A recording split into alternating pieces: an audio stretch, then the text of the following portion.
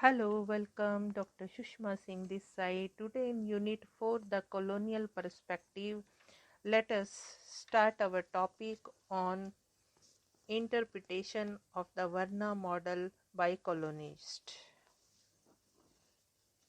The first to write about the caste in India were the missionaries and the Orientalists. The missionaries treated caste as the major hurdle in the spread of the gospel.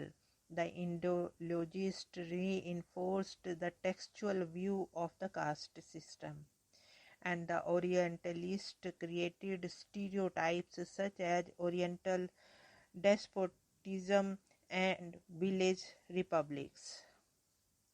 The early missionaries, who were principally guided by religious concerns, viewed caste as an obstacle to conversion to Christianity.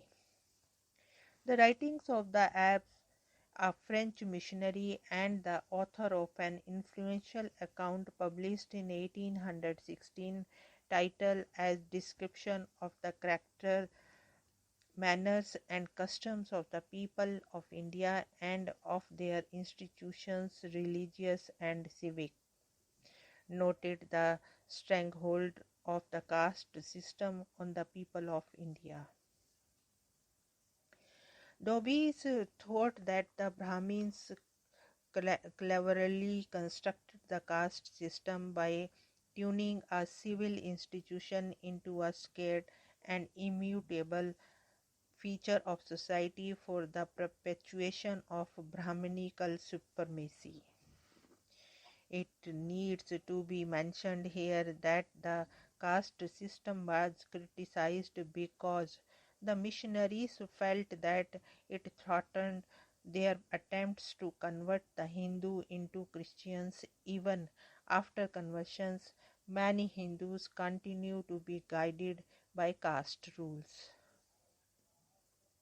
However, they called for an official intervention to dilute the hold of caste on the people of India.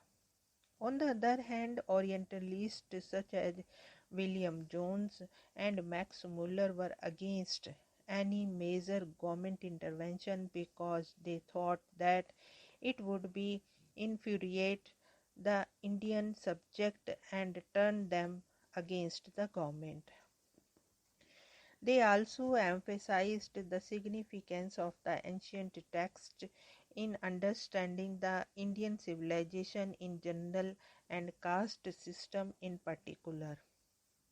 As a result, texts like Manu's Dharma Shastra came to acquire a canonical importance with applied legal significance. They considered these texts as a foundation of Indian social order, and any contemporary anomalies could be explained as deviations and misinterpretations. On the basis of the prescription of the classical text, they tried to determine the pristine form of Indian society, which they speculated as existing in the past. In the process, they only helped in propagating the image of the static Indian society permanently divided along caste lines. Each of these social units was supposed to be guided by fixed rules of behavior. The Brahmin was said to be the dominating group, with others, especially the untouchables, at the receiving end.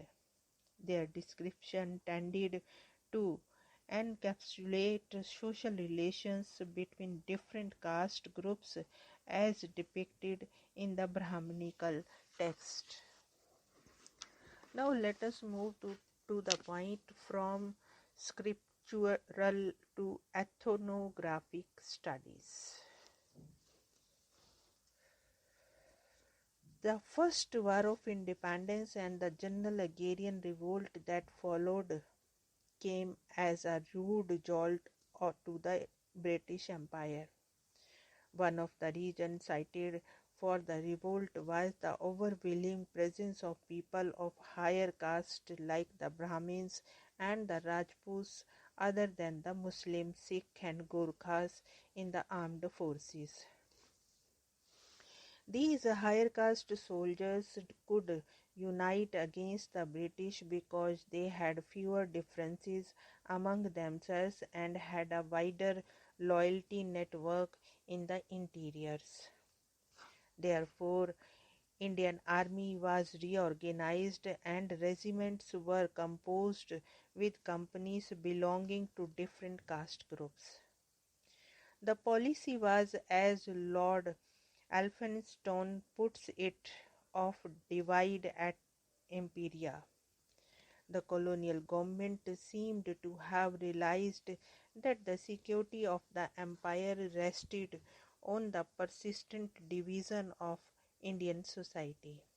The possibility of Indian uniting against the colonial government was greater because of the introduction of certain measures like caste-free occupations and a uniform judicial and administrative system.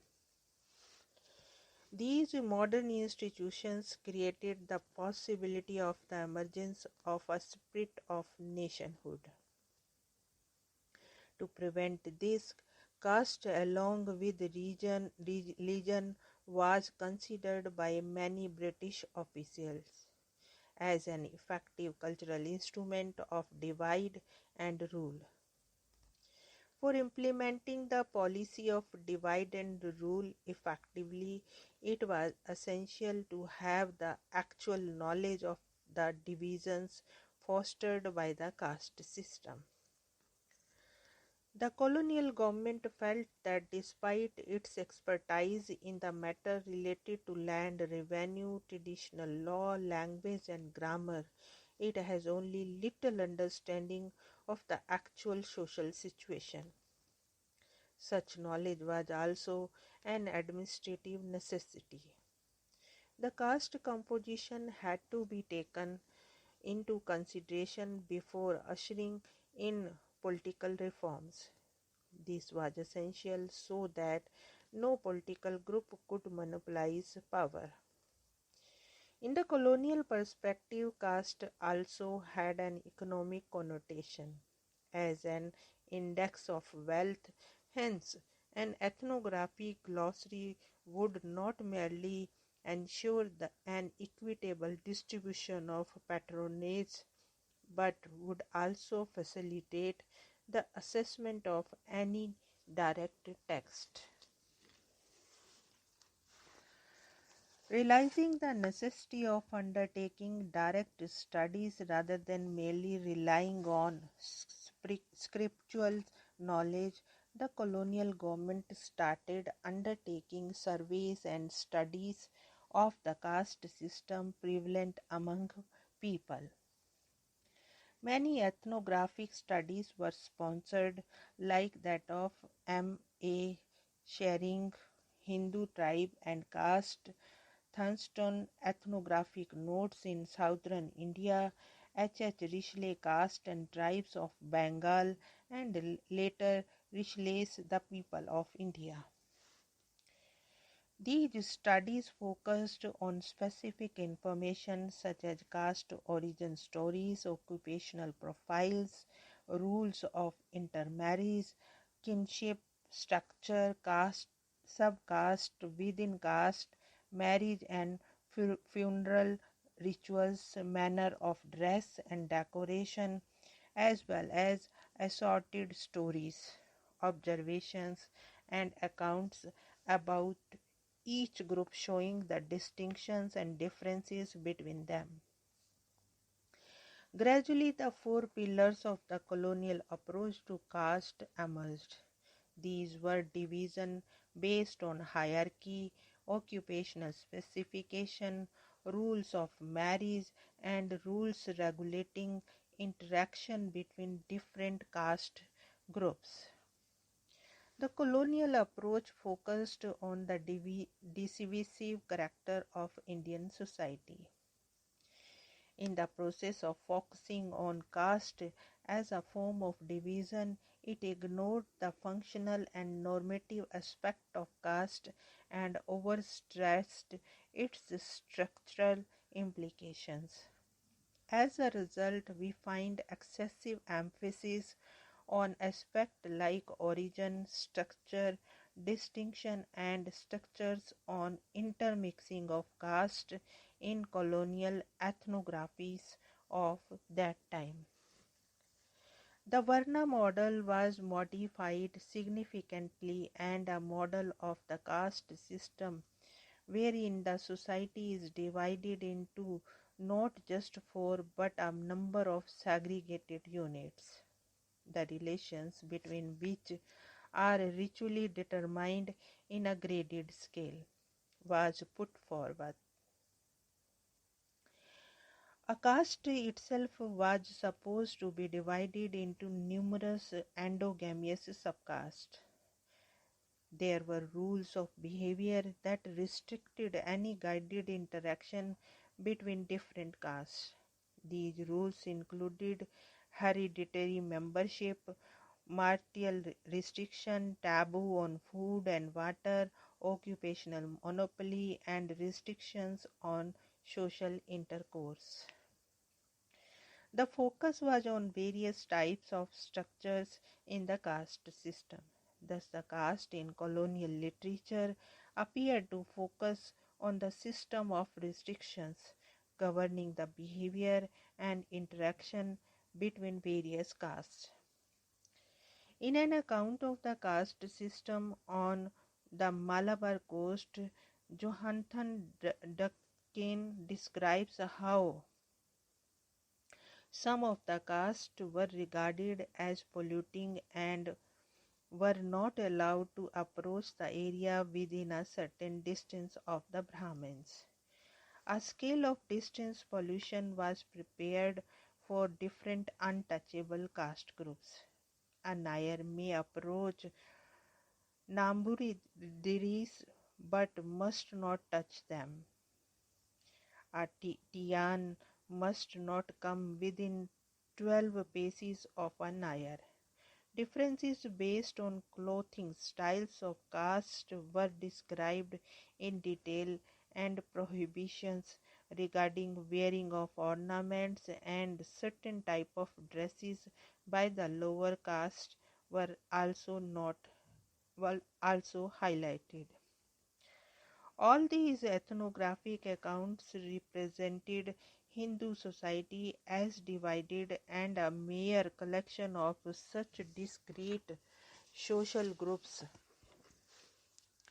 They were arranged with the underlying polarity between the Brahmins at the highest caste and a large number of backward communities at the other.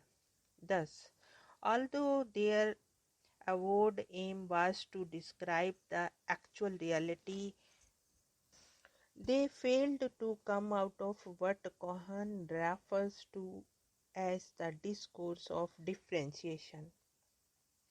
Later, the colonial government politicized these differences to serve its own purpose. There was no attempt to understand how people identified themselves. Richelieu wrote that when people were asked about caste, they talked about a bewildering array of things, like they gave the name of a religious text, a subcaste, an exogamous sect or section, a heterogeneous group, a titular designation, occupation, or name of the religion they came from. A classification based on caste was not a cognitive classification, but rather a classification designed and fostered by the colonial government on the natives. Here we want to close this lecture. Thanks for so patientful hearing.